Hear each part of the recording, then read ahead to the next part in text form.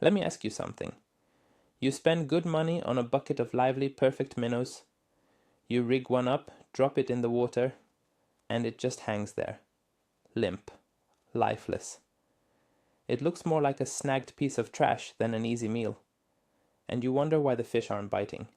The truth is, there's a 99% chance you are killing your minnow's appeal the second your hook goes in, and you don't even realize it. In this video, we are going to expose the tiny, almost invisible mistakes that turn a kicking minnow into dead weight. I promise you, what you're about to see will fundamentally change the way you bait a hook for the rest of your life. So, let me ask again. Are you sure the way your grandpa taught you to hook a minnow is actually the right way? For generations, we've been told the same things. Hook it through the lips. Hook it behind the dorsal fin. Simple, right? We see our dads and their buddies do it. We see it in old fishing magazines, and we just accept it as gospel. It becomes muscle memory. You grab a minnow, you grab your hook, and you perform the same little ritual you've done thousands of times. The problem is, this ritual is often flawed. It's based on a general idea, not on a precise understanding of what keeps that little fish alive. And, more importantly, looking alive. We've been so focused on just getting the bait on the hook without it flying off during a cast that we've completely ignored what the bait looks like to the fish we're trying to catch. Today, we're breaking that cycle. First, let's talk about the biggest and most common killer. The lip hook gone wrong. Picture this. You're on the water, it's early morning, and you're rigging up. You grab a minnow and run the hook up through its bottom jaw and out through the top of its snout. It feels secure, it looks right. But what often happens is that the point of the hook, in that upward motion, goes too deep and too far back. It pierces the soft tissue at the back of the minnow's mouth and scrapes right against its brain cavity. Even if you don't hit the brain directly, the trauma is immense. The minnow goes into shock. Its nervous system just shuts down. So when you drop it in the water, it's not swimming naturally. It's either completely still, or it's twitching in a way that signals death, not distress, to a predator. You've essentially performed a tiny accidental lobotomy on your bait, and its effectiveness just dropped to near zero. Now let's look at that lip-hooked minnow from the fish's perspective. A walleye or a bass sees movement and vibration.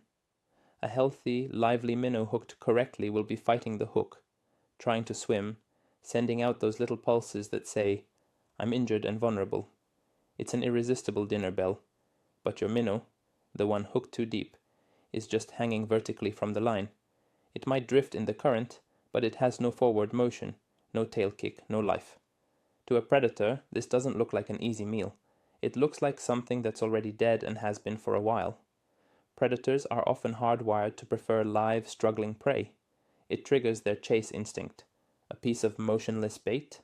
They're more likely to ignore it completely, assuming it's just a waterlogged leaf or some other piece of debris.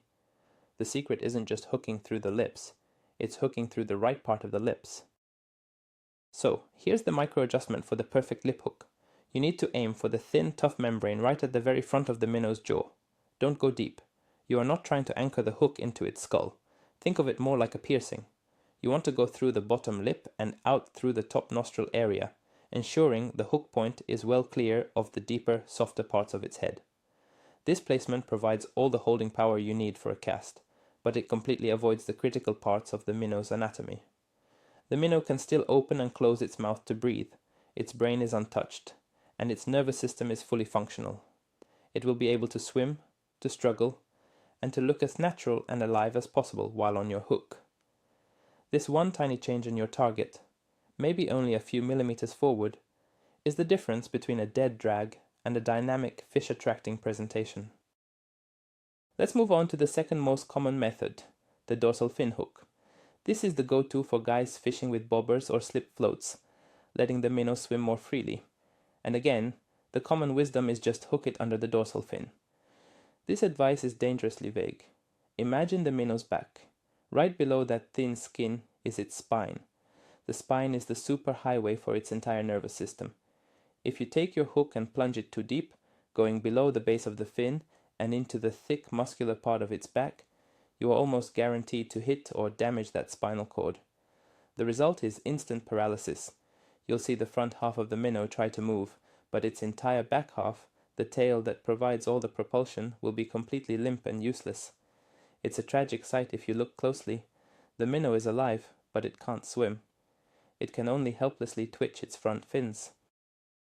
Think about how that paralyzed minnow appears underwater.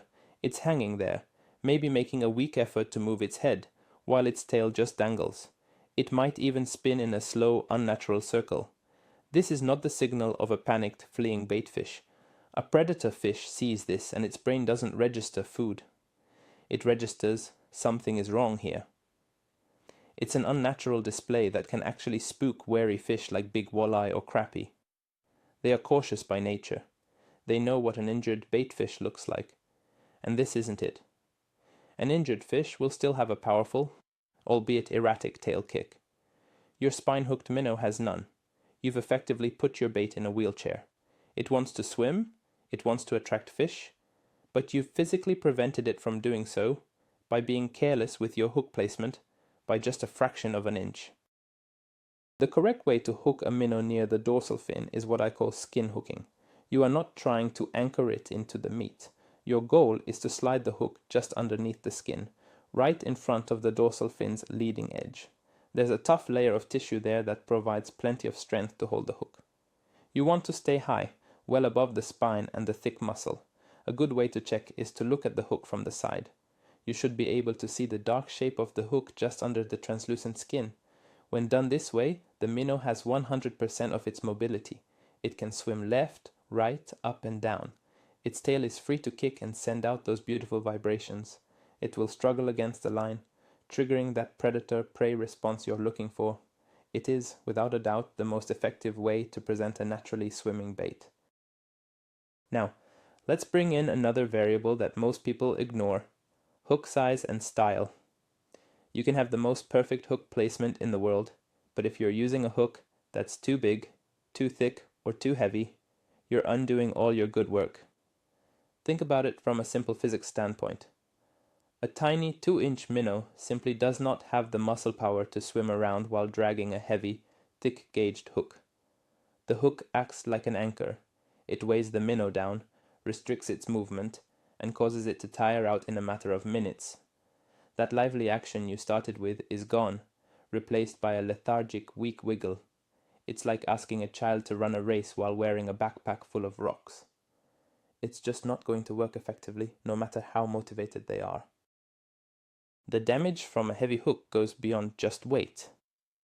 The thickness of the hook wire plays a huge role. A thick wire creates a much larger wound when it pierces the minnow. This large hole can tear easily, especially during a cast or when the minnow is struggling. This leads to the minnow dying faster or, even worse, simply falling off the hook. You need to match your hook to your bait. For small to medium minnows, look for fine wire hooks. They are light, they are strong, and they create a tiny, clean entry point that doesn't overly damage the bait. Brands often label these as live bait or finesse hooks. Using a light, fine wire hook is like using a surgeon's scalpel instead of a butcher's knife. It's a precision tool that respects the delicate nature of your live bait and maximizes its potential. Let's consider the scenario of trolling or drifting. A lot of anglers will lip hook a minnow for this application, but if your placement is even slightly off-center, or if the minnow is weak, the water pressure will cause it to spin. A spinning minnow is the kiss of death for attracting most game fish. It looks completely unnatural and can severely twist your line. For these moving applications, a dorsal hook is often better, but there's a trick. You should hook it slightly off-center on its side, just under the skin. This can help it track straighter in the water, almost like a keel on a boat. Another great option is a 2-hook harness for larger minnows, with one hook in the lip and one near the dorsal fin. This keeps the bait straight and allows for a more natural, streamlined presentation as it moves through the water, looking like a fish on a mission, not a confused spinning top. We've focused a lot on the hook, but the problem often starts before the hook even touches the bait. Let's talk about how you handle the minnow. You plunge your hand into the bait bucket, the cold water shocks you a bit, and you chase a minnow around before finally pinning it in your palm. In that moment, you're probably squeezing it too hard. A minnow is a delicate creature. Squeezing its body can damage its internal organs and bruise its muscles. You're also rubbing off its protective slime coat, which is crucial for its health and for broadcasting its natural scent into the water. By the time you get the hook in, the minnow is already stressed, exhausted, and possibly injured. You're starting the race with a runner who has already sprained their ankle. It's a losing proposition from the get-go.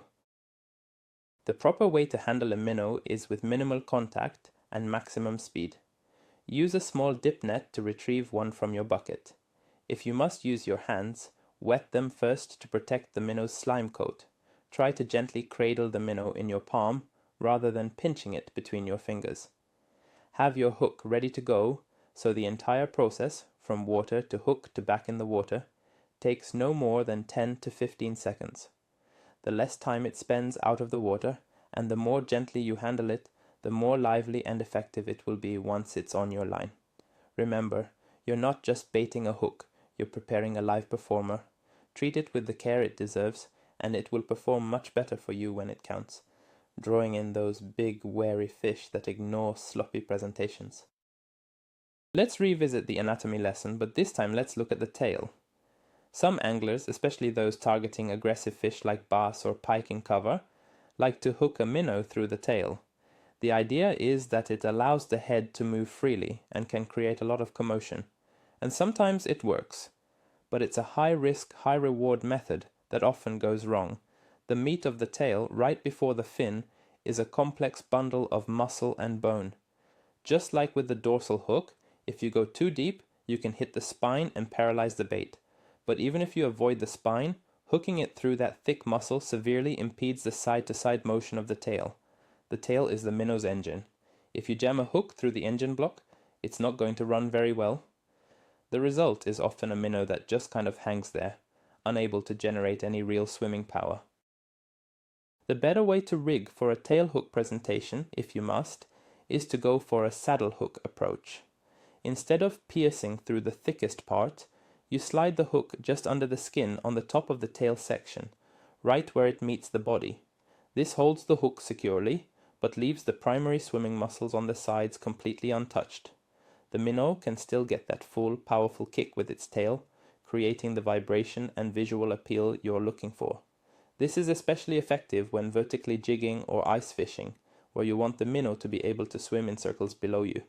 It's a small change, but it frees up the bait's entire propulsion system. Again, the theme here is precision. We're moving from a brute force approach to a more surgical one. Let's consider the water temperature and its effect on your bait. In cold water, a minnow's metabolism slows down. It's naturally going to be less active. This is where your hooking technique becomes even more critical. A poorly hooked minnow in 50-degree water might just give up and look dead almost instantly. A perfectly skin-hooked minnow, however, will still have enough energy for those subtle, enticing movements that can trigger a bite from a lethargic, cold water walleye or bass. Those fish aren't looking for a frantic, high-speed chase. They're looking for a super easy meal. A minnow that is alive but struggling slightly, unable to escape, is the perfect trigger. Your careful hooking technique is what creates that perfect, irresistible presentation for those conditions. It's not just about keeping the bait alive, it's about making it behave in the most enticing way possible. Let's debunk another myth, that you need to bury the hook. We often have this fear that a fish will see the hook and get spooked. In 99% of cases, this is not true. Fish are not looking for hooks. They are focused on the overall profile, movement, and scent of the bait. A predator making a split-second decision to strike is not performing a detailed forensic analysis of its meal. In fact, a fully exposed hook point is far more important for your success. When the hook point is exposed, you get a much better hookup ratio. A slight nick from the point is all it takes for it to dig in. If you try to hide the hook inside the minnow's body, you're just putting a barrier of flesh between the hook point and the fish's mouth. This leads to missed strikes and lost fish. Don't be afraid of the hook. Let it be visible and let it be sharp. Now, let's talk about a specific scenario. Fishing in a current. This is where many anglers see their minnows die or look unnatural very quickly. If you're using a standard lip hook, the force of the current is constantly pushing water into the minnow's mouth. This can be stressful and exhausting for the bait.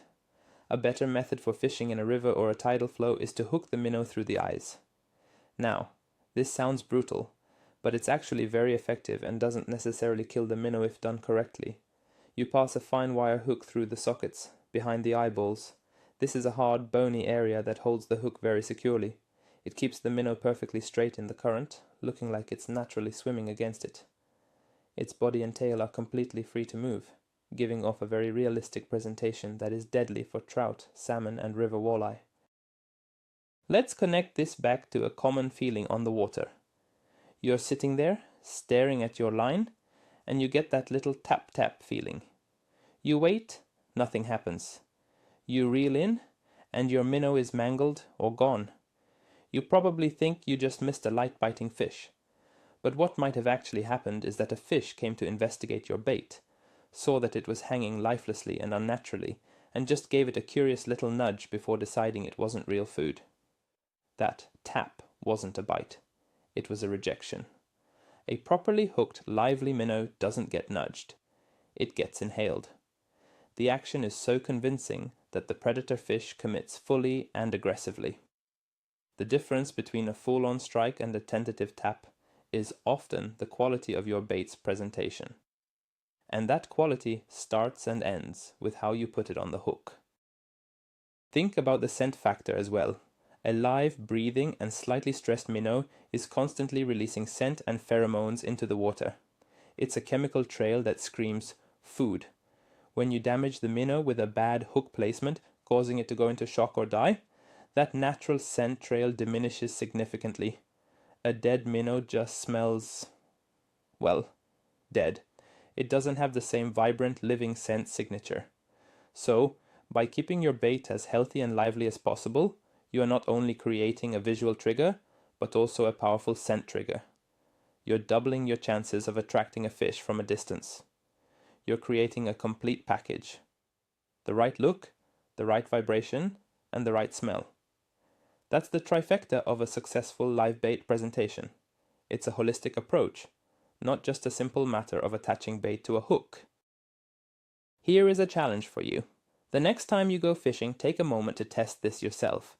If the water is clear enough, hook one minnow your old way, and hook another minnow using the precise skin hooking method we discussed. Drop them both in the shallow water near the boat or the shore and just watch them. The difference will be shocking. You will see one hanging limply, maybe twitching a bit. The other will be actively swimming, fighting the line, exploring its small area. It will look like a living creature. That visual confirmation is more powerful than anything I can say. You will see with your own eyes the life you are draining from your bait with a simple millimeter-sized mistake. Once you see it, you can't unsee it. It will force you to be more deliberate and more precise every single time you bait a hook. So, to put it all together, we are not just hooking a minnow. We are performing a delicate procedure to create the most convincing decoy possible. It's an art form based on a little bit of science. Understanding the minnow's anatomy, where the brain is, where the spine is, where the tough, non-critical tissue is, elevates you from just a fisherman to a true predator. You're not just hoping a fish will bite a piece of food, you're actively tricking it. You're manipulating its instincts by presenting something that looks, acts, and smells exactly like the real, vulnerable meal it's programmed to hunt. The mistakes are subtle, hooking too deep, too low, or using too heavy a hook, but their consequences are enormous. They are the invisible barrier standing between you and a more successful day on the water. Breaking those old habits is the key. So, there you have it. The brutal truth is that the way most of us were taught to hook a minnow is fundamentally flawed. It's not about just getting it on there, it's about precision. The real turning point, the aha moment, is realizing that a mistake of less than 1/4 of an inch is the difference between a live kicking fish magnet and a dead, unappealing drag. We've been killing our bait with kindness, thinking a deep, secure hook set is best, when in reality, a shallow, strategic skin hook is what keeps it alive and irresistible. This isn't just a small tip. This is a foundational shift in how you should approach live bait fishing. It will result in more confident strikes, better hookups, and ultimately, more fish in the boat. Thank you for watching and for being willing to challenge the old ways.